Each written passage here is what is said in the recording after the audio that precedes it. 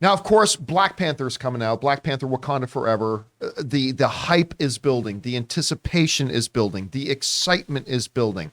Like the trailers have both been fantastic. I thought the first trailer was better than the second one, but still the second one was fantastic. So many questions. We were hearing a lot of things from the cast members talking about, hey man, the viewers, the audience, they still haven't guessed. They're not guessing right about what's going to happen in this movie, which is really cool. And then maybe there's a little bit of hyperbole. Because one of the executives of Marvel has come out and is literally comparing Black Panther 2 Wakanda Forever to The Godfather. Arguably, not necessarily to me, but arguably amongst a lot of cinephiles, the greatest movie of all time. And this is what they said. Now, this is coming to us from the Marvel Studios Vice President of Production, Nate Moore, okay? He said this. This sounds crazy, but I'm going to say it. There's a little bit of mob movie to this. There's a little bit of The Godfather. It sounds like I'm being insane, but there's that feeling of families at war because this movie is very much about Wakanda finding an equal to itself and Namor's world, Talokan. But these two isolationist nations that are incredibly powerful, probably more powerful than any other nations in the world, are figuring out how they can both coexist. The film is very much about Wakanda opening up its borders to some degree and impacting Namor's world in a way that's unexpected.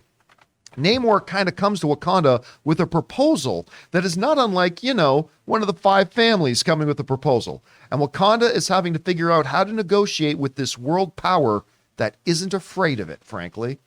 So that comes to us from one of the executive things. So listen, it's one thing. Like, I think I'm an okay looking guy.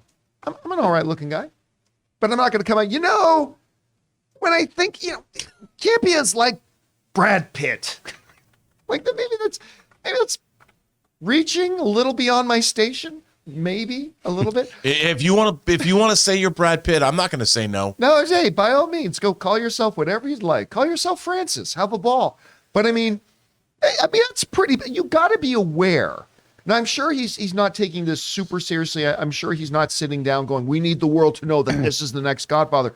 But when you're an executive of a studio like Marvel, you've got to be aware of the comparisons you're making. Yeah. And I don't know, Rob, you're hearing this Marvel exec saying, hey, this movie's kind of like The Godfather.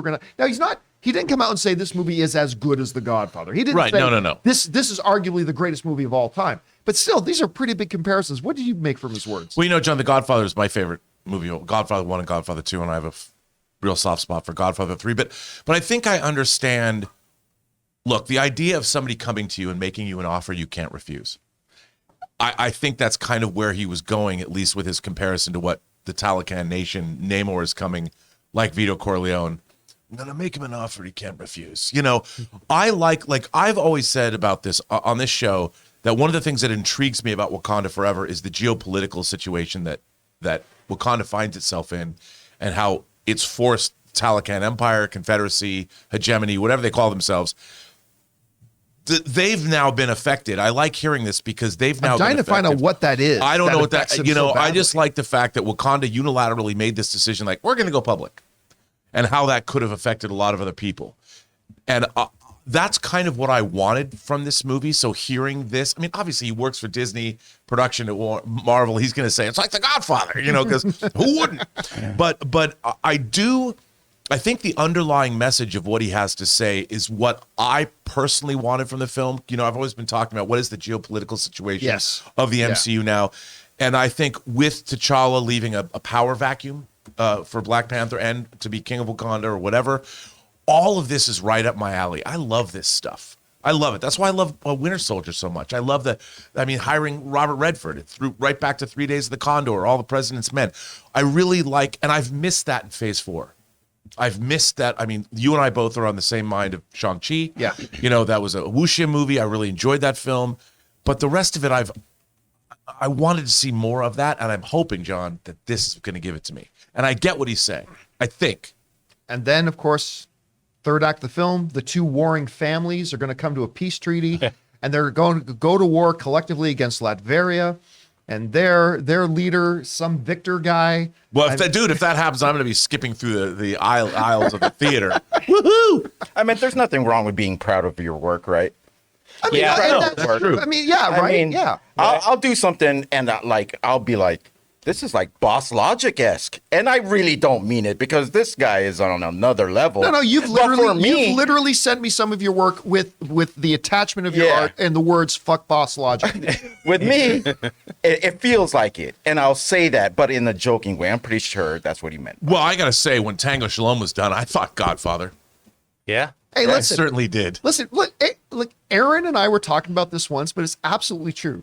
Aaron is like, every time an actress gets hired for any small role in any show, you already start practicing your Emmy acceptance speech. Oh, yeah. When we started making movie trailers, love story, I'm thinking, okay, how long until they notify me that I've been nominated for best? Dude, like, you everybody are does. so right. You do, because you don't sit. You never start out on a project and go, yeah, I'm working to make something just for the middle of the road.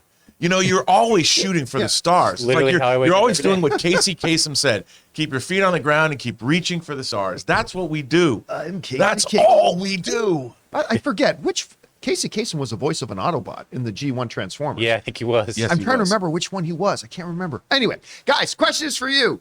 What do you think about this? We are less than a month away. We are less than a month away from Black Panther, Wakanda Forever, and we got some execs at Marvel saying, Are we doing a fan screening or what? I think we will be doing a fan screening. Let me get the details to you. I to you do on that. remember Sony execs saying that The Amazing Spider-Man 2 was their Dark Knight. Well, yeah. That's I'm sure that's what they said about Morbius too. Yeah, that went Well, on what do to you mean become that the was? executive producer of Morbius.